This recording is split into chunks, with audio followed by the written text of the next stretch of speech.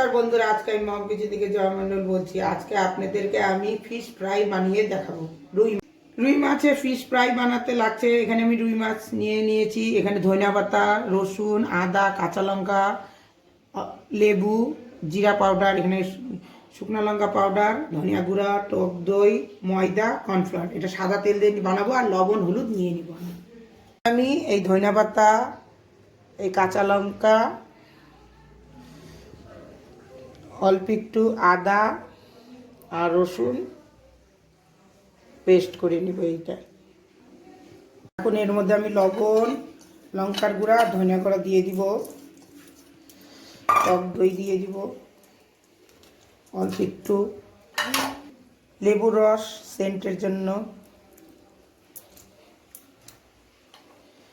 আর এখানে আদা, রসুন, ধনিয়া পাতা পেস্ট।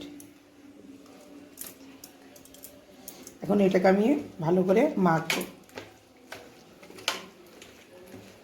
একটু হলুদ দিয়ে দিলাম, একটু জিরা পাউডার,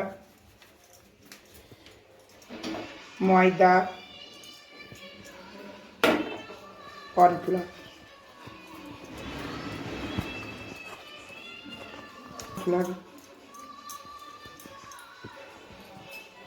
এখন এটাকে আমি ভালো করে মাখিয়ে নেব। এখন আমি এটা আধা ঘন্টার জন্য আমি রেখে দিব। ঘন্টা আমার হয়ে গেছে, এখন আমি সাদা তেলে এটা ভেজে নেব। এর থেকে আমি তেল গরম করে রেখে দিয়েছি, এখন মাছগুলো আমি দিয়ে দিব।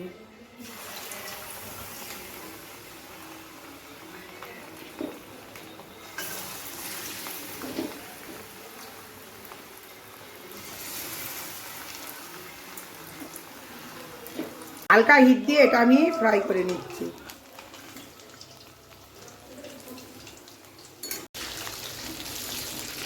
এইভাবেই সব মাছ ভাজাগুলো বানিয়ে নিব। পছন্দ হলে লাইক, শেয়ার, সাবস্ক্রাইব করবেন।